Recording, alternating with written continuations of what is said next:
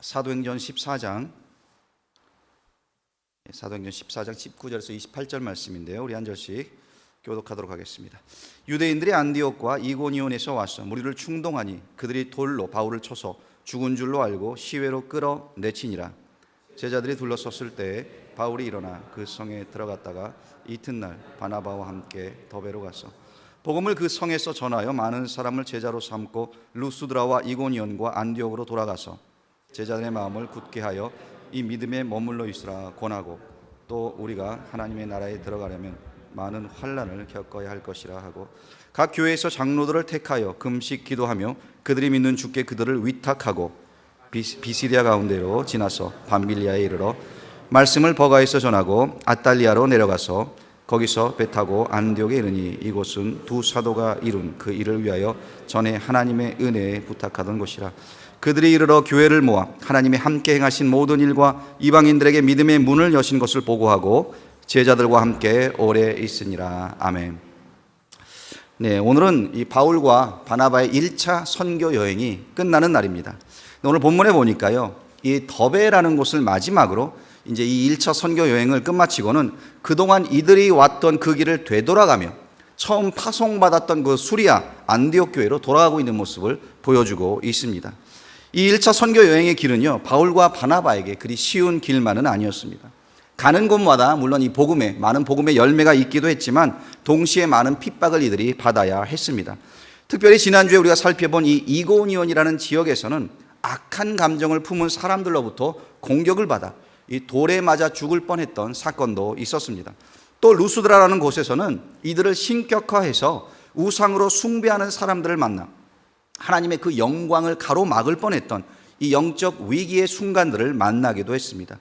그런 모든 위기의 순간들을 지나면서 바울과 바나바는요, 충성되게 하나님의 말씀을 전하며 그리스도의 복음을 전했습니다. 자, 그런데 오늘 말씀해 보니까요, 이 악한 감정을 품었던 사람들이 얼마나 집요하게 바울과 바나바를 핍박했는지요.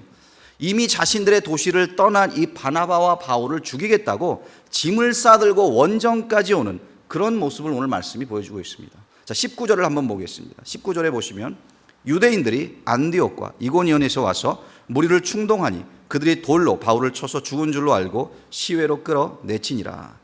자, 여기 이 비시디아 안디옥과 이고니온이라는 지역은 이미 바울과 바나바가 사역을 끝내고 떠난 곳이었습니다. 이미 복음을 전하고 떠난 곳이었어요. 심지어 여기 말하는 이 안디옥에서 바울이 있는 이 루스드라까지는 약 160km 정도 떨어져 있는 그 거리였습니다. 근데 지금 그 먼 지역에서 유대인들이 바울을 죽이겠다고 추격해 온 것입니다. 그리고 실제로 바울을 향해 돌을 던졌고요, 그를 죽이려고 했어요. 아니, 바울이 돌에 맞아 죽은 줄 알고 그를 성 밖으로 끌어내어 버렸을 정도였습니다. 자, 이렇게 끊이지 않는 핍박 속에서 바울과 바나바는요, 어떻게 계속해서 복음을 전할 수 있었을까요? 그렇듯 많은 반대가 있었고, 그렇듯 많은 사람들이 악한 감정을 품고 이들을 미워했는데, 그 가운데 어떻게 이들은 하나님의 복음을 신실하게 전할 수 있었던 것입니까? 이 신학자인 존 스튜어트 목사님께서는요, 오늘 본문을 해석하시면서 바울의 선교 전략이 이 말씀에 담겨져 있다라는 말씀을 하셨어요. 그러면서 바울의 선교 방법론을 이 말씀에서 우리가 배울 수 있다라고 이분이 설명을 하셨습니다. 자, 이러한 핍박 속에서 과연 복음이 어떻게 전해지고 역사하는지, 또 복음을 전하는 자, 믿음으로 사는 자의 자세는 어떠해야 하는지에 대해 우리 이 시간 함께 나누어 보도록 하겠습니다. 자, 첫 번째로 복음을 위해 사는 자는요, 고난을 두려워하지 않습니다. 믿음으로 사는 자는 고난을 두려워하지 않아요. 우리 19절과 20절 말씀을 다시 한번 보겠습니다. 유대인들이 안디옥과 이고니온에서 와서 무리를 충동하니 그들이 돌로 바울을 쳐서 죽은 줄로 알고 시외로 끌어내치니라. 제자들이 둘러섰을 때 바울이 일어나 그 성에 들어갔다가 이튿날 바나바와 함께 더베로 가서. 자, 보시면 바울이 지금 돌에 맞았습니다. 얼마나 심하게 맞았는지 사람들이 죽였다고 여겼을 정도였습니다. 자, 그렇게 그의 육신은 성 밖으로 내버려졌어요. 내쳐졌어요. 아마 돌에 맞으면서 이 사도 바울은요, 자신이 돌로 쳐 죽였던 그 스데반을 생각했을런지도 모릅니다. 놀랍게도 하나님께서는 지금 똑같은 방법으로 바울을 지금 그 고난을 당하게 하셨다는 거예요. 그런데 이 바울이요, 이 고난 가운데 어떻게 합니까? 다시 일어납니다. 그리고 멈추지 않고 이 더베라는 도시로 가서 복음을 전했다라고 성경은 말씀합니다. 루스드라에서 더베까지의 거리는 약 95km 정도 되었습니다. 상처투성이인 돌에 맞아 아픈 그 몸을 이끌고 바울이 그 먼 데까지 갔다는 거예요. 사도 바울이 가졌던 이 복음에 대한 열정이 얼마나 대단했는지를 단적으로 보여주고 있는 말씀입니다. 자, 그런데 바울의 열정만 가지고는요, 감당하기에 복음 전하는 이 일은 힘들었습니다. 바울이 다시 일어나 이렇게 여행할 수 있었다는 것은 사실 바울의 힘만으로는 불가능한 그런 일이었다는 겁니다. 바울도 사람이에요. 돌에 맞았고 피투성이가 되었고 실신까지 했습니다. 죽었다고 판단할 정도로 그의 몸 상태는 엉망이었습니다. 자, 그랬던 그가 어떻게 이튿날, 그 다음날 차를 타고 이동한 것도 아니고요, 그 이튿날 일어나 걸어서 그 먼 데까지, 그 먼 길을 갈 수 있었겠습니까? 자, 도저히 사람으로서는 할 수 없는 일이에요. 하나님의 능력이 함께하지 않는다면, 하나님의 손길이 함께하지 않는다면 불가능한 일이라는 겁니다. 그래서 여기 우리가 눈여겨보아야 할 단어가 하나 있습니다. 20절 중간에 나오는 말인데요, 일어나라는 단어예요. 일어나. 바울이 일어나. 자, 여기 지금 누가가 사용하고 있는 이 일어나라는 말은요, 헬라 말 아니스테미에서 파생된 아나스타시스라는 말입니다. 여기 이 아니스테라는 말은요, 그냥 앉았다 일어나는 것, 뭐 이런 거를 말하는 것이 아닙니다. 무엇을 말하는 것이냐면 죽었다 살아난 것, 부활의 능력을 이야기하는 그런 단어라는 거예요. 그래서 예수님이 부활하신 이 사건에 대해 말씀하는 이 마가복음 16장에 보면은요, 16장 9절에서 이렇게 말씀을 하는데요, 예수께서 안식 후 첫날 이른 아침에 살아나신 후 전에 7 귀신을 쫓아내어 주신 막달라 마리아에게 먼저 보이시니. 자, 여기 보시면 안식 후 첫날 이른 아침에 살아나신 후라고 했습니다. 근데 여기 이 살아나신이라는 이 말이 어떤 말이냐, 오늘 본문에서 사용된 이 일어나라는 이 말과 같은 말인 지금 아니스테미라는 말이라는 겁니다. 그러니까 일어났다, 살아났다, 부활했다, 같은 의미를 지금 가지고 있다는 거예요. 자, 바울이 지금 일어난 것은요, 그렇기 때문에 그가 스스로 일어난 것이 아닙니다. 하나님께서 일으켜 세우신 것입니다. 핍박을 두려워하지 아니하고 고난을 두려워하지 아니하고 심지어 죽음도 두려워하지 않는 그 바울을 하나님께서 일으켜 세우셨고 그의 길을 인도해 주셨다는 거예요. 사실 그렇습니다. 하나님이 나와 함께 하심을 경험한 사람은요, 쓰러져도 일으켜 세워주시는 그 하나님의 손길, 하나님의 능력을 경험한 사람은, 그 사람은 어떤 고난도 두려워하지 않습니다.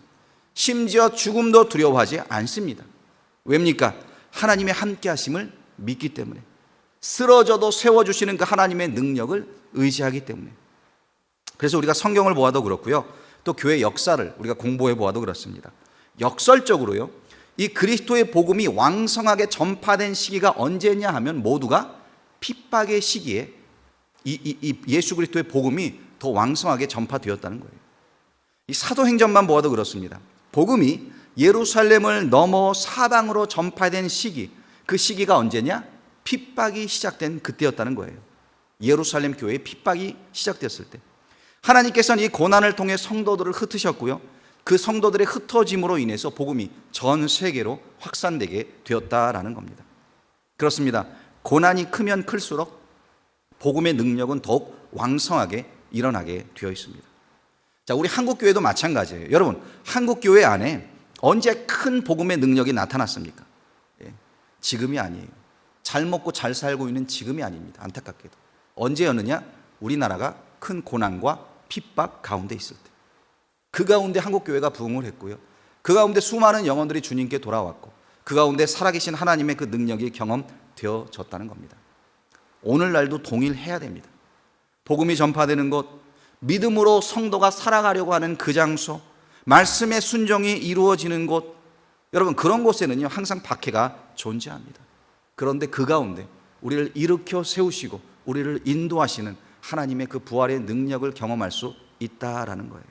그렇습니다. 예수 그리스도의 제자들은요, 고난과 핍박 가운데 탄생합니다. 고난과 핍박이 제자들을 짓누를 때 오히려 오늘 말씀처럼 하나님께서는 그들을 일으키시고 하나님의 능력을 경험한 그 사람들이 세상이 감당하지 못하는 그리스도의 신실한 제자가 된다라는 거예요.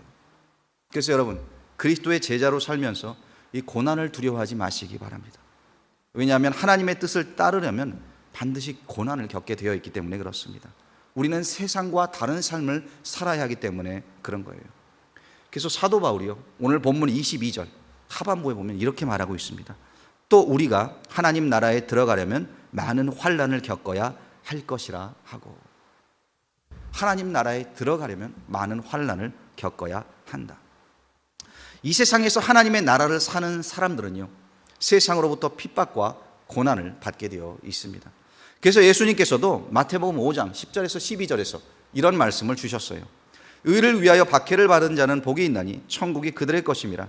나로 말미암아 너희를 욕하고 박해하고 거짓으로 너희를 거슬러 모든 악한 말을 할 때에는 너희에게 복이 있나니 기뻐하고 즐거워하라.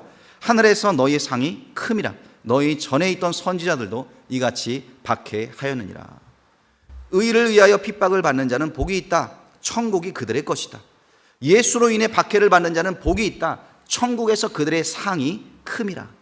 자, 지금 보시면은요, 박해와 이 천국을 예수님께서는 연결하고 계십니다. 그러니까 천국 시민권을 가진 그리스도의 제자들이 이 땅을 살아갈 때 이 박해와 동떨어진 삶을 사는 게 아니라는 거예요. 박해와 더불어 살아간다라는 겁니다.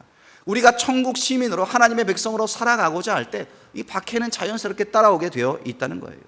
그래서 오늘날도 여러분, 이 복음 때문에, 예수님 때문에 핍박을 당하며 사는 사람들이, 수많은 사람들이 이 지구상에서 오늘날 많이 있다는 사실을 여러분 기억하시기 바랍니다.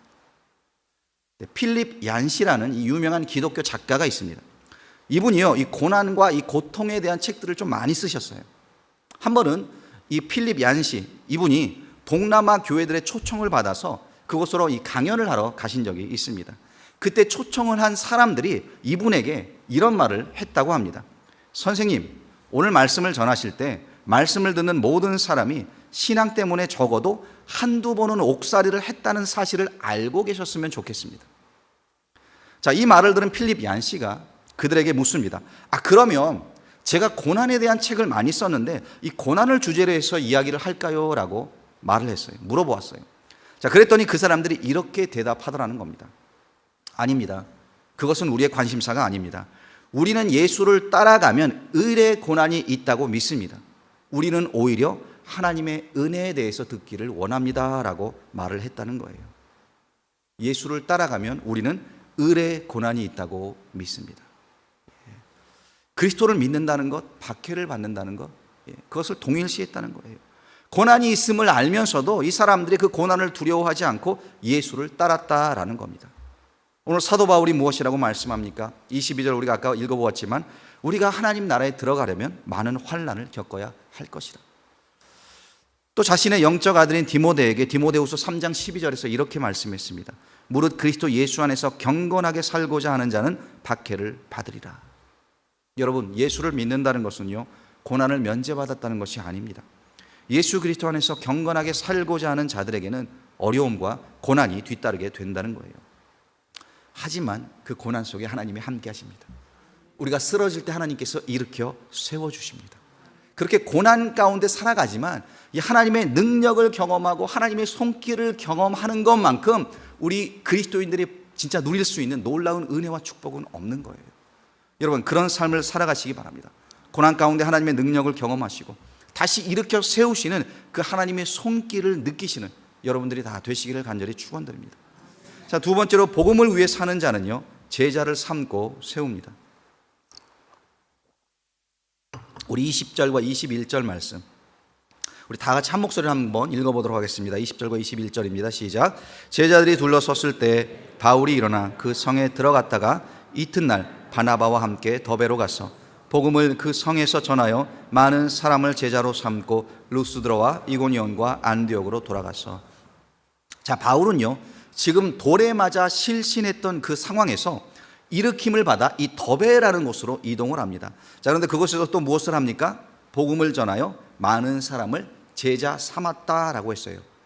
예수님이 우리에게 주신 이 마지막 지상 대명령은요, 가서 제자를 삼으라는 겁니다. 마태복음 28장 19절 20절에 보면 그러므로 너희는 가서 모든 민족을 제자로 삼아 아버지와 아들과 성령의 이름으로 세례를 베풀고 내가 너희에게 분부한 모든 것을 가르쳐 지키게 하라. 볼지어다 내가 세상 끝날까지 너희와 항상 함께 있으리라 하시니라. 자, 여기 보시면 교회가 받은 이 메인 사역, 중요한 사역이 무엇이냐? 제자를 삼는 겁니다. 그래서 이 제자를 삼기 위해 가야 합니다. 제자를 삼기 위해 가르쳐야 합니다. 제자를 삼기 위해 세례를 주어야 한다라는 거예요. 그러니까 우리가 가고 가르치고 세례를 주고 이 모든 것은요, 예수의 제자를 삼기 위한 사역이다라는 거예요. 자, 그렇다면 여러분은 제자를 세우고 계십니까? 제자를 삼고 계십니까? 누군가의 영적 스승으로 살아가고 계십니까? 여러분들의 자녀들에게 여러분들은 영적 스승이 되고 계십니까? 믿음의 형제 자매들에게 영적 스승이십니까? 이 제자는요, 가르치는 기술이 뛰어나야지만 세울 수 있는 것이 아닙니다. 전도를 잘해야지만 제자를 만들 수 있느냐? 그것도 아닙니다. 그러면 제자는 또 목회자들만 만드는 것이냐? 그것도 아니라는 거예요. 내 삶으로 복음을 전하고 내 삶으로 복음을 나타내고 내 삶으로 그리스도를 증거할 때 누군가는 주님의 제자로 서게 된다는 겁니다. 여러분, 이 제자를 삼는다는 것이요, 성경 공부를 하고 제자 훈련을 받아야지만 되는 것이 아니라는 거예요. 그렇게 하지 않으셔도 됩니다. 교회 안에서도 이 믿음이 연약한 지체들이 많이 있습니다. 그들에게 내가 그리스도의 제자로서의 삶을 보여줄 수 있다면, 그들이 도전받고 주님의 제자의 길을 걷게 된다면, 그렇다면 그 사람들이 제자로 세움을 받는다는 거예요. 여러분, 여러분들이 예배를 드리실 때에도요, 여러분들이 예배 드리는 그 예배 태도가 주변 사람들에게 전해진다라는 사실을 기억하시기 바랍니다. 목소리를 높여서 하나님을 찬양하고 말씀을 집어삼키듯이 이 설교 말씀을 듣고 또 뜨겁게 기도하는 그런 참 제자의 모습을 보일 때, 그것을 통해 누군가가 도전을 받고 예배하는 법을 배우고 그리스도의 제자로 세움을 받는다는 거예요. 이 교회에서 섬기는 또 여러 모습을 통해서도 내가 부름받은 그곳에서 충실하게 섬기는 그 모습을 나타낼 때, 그 모습을 통해서도 누군가가 섬기는 법을 배우고 봉사하는 법을 배우게 된다는 겁니다. 우리의 일상의 삶도 마찬가지입니다. 내가 세상 사람들과 다르게 살아가고 다르게 말하고 항상 주님의 영광을 위해 살아간다면 그 모습을 통해서 또 누군가가 도전을 받고 제자로 세움을 받게 된다는 겁니다. 제가 목회를 배운 것도 마찬가지예요. 그동안 이 사역자로 일을 하면서 많은 영적인 선배와 또 스승을 만나고 배웠습니다. 그런데 제가 배운 대부분의 이 목회에 관한 것은요, 그분들이 저에게 너 이것 해라, 뭐 너 저것 해라 말로 가르치지 않았다는 거예요. 옆에서 그분들이 하는 것을 보고 배운 겁니다. 말보다는 그분들의 삶과 태도를 보면서 배운 것이 훨씬 더 많다라는 거예요.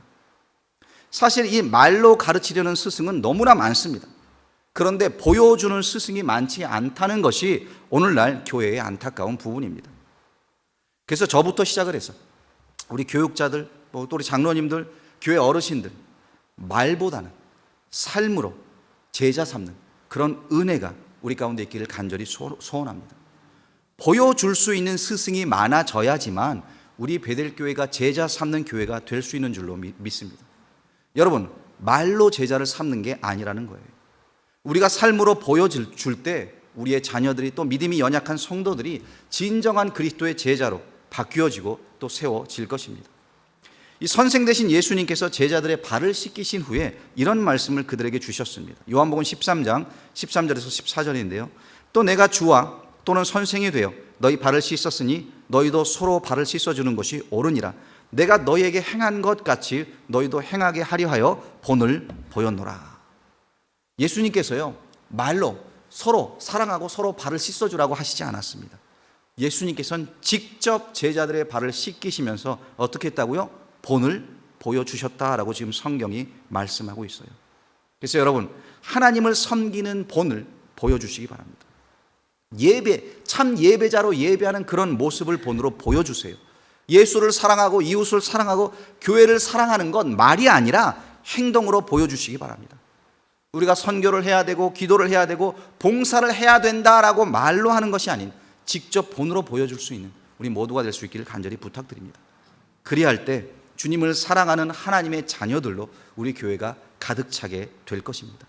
할아버지, 부모님, 그 부모님 세대의 믿음이 우리 자녀들 세대에 기억될 것이고, 또 그 믿음을 본받아서 하나님의 사람으로 우리 자녀들 또 다음 세대가 제자들로 세워질 줄로 믿습니다. 기억하시기 바랍니다. 이 제자를 삼는 사역, 목사 혼자 하는 게 아닌 겁니다. 우리가 함께 한몸된 교회로서 서로 제자를 삼는 그런 모습이 우리 가운데 있기를 간절히 축원합니다. 자, 세 번째, 이 복음을 위해 사는 자는요, 하나님께 맡기며 살아갑니다. 23절 말씀을 보시면 각 교회에서 장로들을 택하여 금식 기도하며 그들이 믿는 주께 그들을 위탁하고. 자, 바울과 바나바는요, 본인들이 개척한 그 교회에 각 교회에 장로들을 지금 세웁니다. 그리고 금식 기도하며 이들을 주님께 위탁했다라고 말씀해요. 여러분, 교회는요, 한 사람에 의해 세워져 갈 수 없습니다. 아무리 바울과 바나바가 능력 있는 종이었고 하나님께 쓰임받는 사도였다고 해도 그 두 사람만으로 건강한 교회가 세워질 수 없다라는 거예요. 그래서 어떻게 합니까? 전도한 사람들 중에 제자를 삼고 그들을요, 지금 장로로 세우고 있는 그런 모습을 볼 수 있습니다. 그리고 교회의 일을 그들에게 맡기고 있어요. 이는요, 마치 예루살렘 교회에서도 이 사도들만으로 교회가 세워질 수 없기 때문에 7 집사를 세웠던 것과 동일한 그런 이치인 거예요. 그러니까 바울과 바나바가 설상 그곳에 없다 할지라도 이 세워진 일꾼들을 통해서, 장로들을 통해서 하나님의 교회가 온전히 서갈 수 있도록 지금 그렇게 위탁하고 맡기고 있다라는 거예요. 자, 그런데 이 일이요, 결코 쉬운 일은 아닙니다. 많은 경우 우리는 다른 사람을 쉽게 믿지를 못합니다. 그 사람의 됨됨이를 믿지 못하는 게 아니라 이를 잘 감당할 수 있을까? 그 사람의 능력을 불신하고 그 사람의 능력을 믿지 못하는 경우가 너무 많다는 것이죠. 자, 그런데요, 우리가 한 가지 인정해야 될 사실이 있습니다. 그것은요, 나 혼자 모든 일을 할 수 없다는 거예요. 나 또한 다른 사람 눈에는요, 믿업지 않은 그런 별 볼 일 없는 그런 연약한 존재였어요. 그럼에도 하나님께서는 나에게 장로라는 직분을 주시고, 나에게 권사라는 직분을 주시고, 안수 집사라는 직분을 주시고, 개인적으로 저 같은 경우에는 이 목사라는 직분을 주셨습니다. 그렇게 하나님의 교회를 통해서 우리들을 세워 주셨어요. 그 이유가 무엇입니까? 그것은요, 나에게 능력이 있어서가 아니라는 거예요. 바울이 지금 장로들을 세운 후에 어떻게 하죠? 하나님께 위탁했다라고 말씀해요. 하나님께 위탁을 했습니다. 그러니까 실질적으로는 이 사람들을 믿고 이 사람들이 잘해 나갈 것, 그것보다는 하나님께 위탁을 해서 하나님께서 이 세워진 사람들을 통해 일하는, 그것을 소망했다는 거죠. 바울이 장로를 세워 이렇게 하나님께 위탁한 것처럼 우리가 일꾼을 세우는 것도 마찬가지입니다. 우리가 일꾼을 세우는 것은요, 그것이 하나님께 위탁하는 방법이기 때문에 그래요. 하나님께 맡기는 방법이 무엇이다? 일꾼들을 세우는 겁니다. 장로를 세우고 권사를 세우고 집사들을 세우는 거예요. 그것이 하나님께 위탁하는 방법입니다. 그래서 우리 교회가 공동체를 세워나가는데 기억해야 할 중요한 원리가 하나 있습니다. 그것은 바로 사람을 세우고 그들로 하여금 하나님의 일을 할 수 있도록 도와야 한다라는 겁니다. 그래서 이 세운 사람들을 믿어주고 밀어주고 격려해주고 기도해주고 그 맡겨진 일들을 잘 감당할 수 있도록 함께 해주는 것. 힘을 빼는 것이 아니라, 걸림대는 되는 것이 아니라 그 사람을 통해서 하나님이 일하실 수 있도록 위탁하는, 맡겨드리는 그런 방법을 통해 교회가 세워져 나간다는 거예요. 자, 물론 사람은 완벽하지 않습니다. 변하기도 하죠. 떠나기도 합니다. 넘어지기도 합니다. 그럼에도 하나님께서는 사람을 통해 일하세요. 성경이 그 원칙을 보여주고 있습니다. 그래서 그 사람을 세우신 우리가 하나님을 믿어야 되고요, 하나님의 그 신실하심을 믿고 의지하면서 그 세움받은 사람들과 더불어 일해야 한다라는 거예요. 그렇게 하나님 앞에 전적으로 맡길 수 있는 그런 은혜가 우리 가운데 충만하기를, 우리 공동체 안에 있기를 간절히 축원드립니다. 그래서 많은 경우 우리가 사람을 믿지 않아서 같이 일을 안 하려고 하는 경우도 있죠. 그래서는 안 된다는 겁니다. 하나님께 위탁하는 법을 배워야 돼요. 그 사람을 통해서, 세워진 일꾼들을 통해서. 네, 우리가 잘 아는 찬송가 549장 내 주여 뜻대로 라는 찬송가가 있습니다. 이 찬송을 작사한 분은요, 독일의 벤자민 슈몰크라는 목사님이세요. 17세기 당시 독일은 30년간의 그 긴 전쟁으로 인해 다 폐허가 되었습니다. 1600만이었던 인구는 절반 이상이 사망을 해서 600만으로 줄었습니다. 또 바로 흑사병이 돌아가지고요, 수많은 사람들이 고통을 받으며 이 질병으로 죽어갔습니다. 벤자민 슈멀크 목사님은 그런 폐허가 된 독일을 살리겠다고 열심히 복음을 전하며 목회를 감당하고 계셨어요. 아침에 눈을 뜨자마자 이 슈멀크 목사님 부부는 절망 가운데 있는 성도들을 찾아 나서야 했고 그들의 상한 몸과 마음을 위로하는 그런 사역을 매일 하셔야만 했습니다. 1704년 당시 이 슈멀크 목사님은 32살의 나이였고요. 스라에는 2명의 아들들이 있었습니다. 하루는 사모님과 함께 좀 먼 곳으로 신방을 가셨습니다. 상처 입은 교인들을 위로하고 하나님의 말씀을 전하고 해질 무렵이 되어서야 집으로 돌아오게 된 것이에요. 그런데 멀리 이 집이 보일 때쯤 되자 집에서 이 연기 같은 것이 나는 것을 보게 됩니다. 느낌이 이상했습니다. 설마 하며 재빨리 집으로 달려가 보았는데 그만 사택은 홀랑 다 타버렸고요. 2 아들의 모습이 보이질 않는 거예요. 제발 살아있어야 하는데, 괜찮아야 하는데 목이 터져라 이 아들들의 이름을 불러보았습니다. 그렇게 정신없이 죄만 남은 집의 이곳저곳을 살펴보는 슈멀크 목사님은요, 2 아들 형제가 화재로 인해서 서로 껴안고 새까맣게 타 죽어 있는 것을 발견합니다. 사모님은 그 자리에서 정신을 잃었어요. 슈멀크 목사님은 하나님이 원망스러웠습니다. 어찌 이럴 수 있단 말인가? 내가 신방을 가지 않았더라면 아들들을 살릴 수 있었을 텐데. 이 엄청난 사건 앞에 몸부림치고 절규하면서 아이들을 붙들고 울다가 하나님 앞에 기도를 합니다. 기도하던 중에 이 죽음을 앞두고 이 땀방울이 핏방울 되도록 기도하셨던 그 예수님의 모습이 떠오른 거예요. 예수님께서 아버지 나의 원대로 마옵시고 아버지의 원대로 하시옵소서라고 기도하셨던 그 말씀이 떠올랐습니다. 그 순간 이 목사님은 그 자리에서 이런 기도를 드리셨습니다. 내 주여 뜻대로 행하시옵소서. 온 마음과 영혼을 주께 드리니 내 주여 뜻대로 행하시옵소서. 큰 근심 중에도 낙심케 마소서. 주님도 때로는 울기도 하셨네. 날 주관하셔서 뜻대로 하소서. 저 천성 향하여 고요히 가리니 살든지 죽든지 뜻대로 하소서. 여러분, 이것이 믿음입니다. 믿음은요, 맡기는 거예요. 살든지 죽든지 뜻대로 하소서. 오늘도 예수 믿는 사람으로 살아간다는 것, 그것 우리에게 고난일 수도 있습니다. 아픔일 수도 있습니다. 피곤할 수도 있고요, 지칠 수도 있습니다. 하지만 두려워하지 말고 제자로 세움받고 일꾼으로 굳게 여러분들 세워지기를 간절히 부탁드립니다. 그 가운데 모든 것을 하나님 앞에 맡기는 법을 배워야 합니다. 사람도, 교회도, 가정도 하나님께 모두 맡겨드리고 하나님이 다스리시고 하나님이 통치하시는, 그것을 소망하는 기도가 우리 가운데 있어야 될 줄로 믿습니다. 하나님이 통치하시는 가정이 가장 아름다운 가정이에요. 하나님이 다스리는 교회가 가장 아름다운 교회입니다. 하나님과 함께하는 인생이 가장 아름다운 인생이라는 것 여러분 기억하시기 바랍니다. 그렇게 하나님께 온전히 맡겨드리며 주님 앞으로 나아가는 우리 모두가 될 수 있기를 간절히 축원드립니다.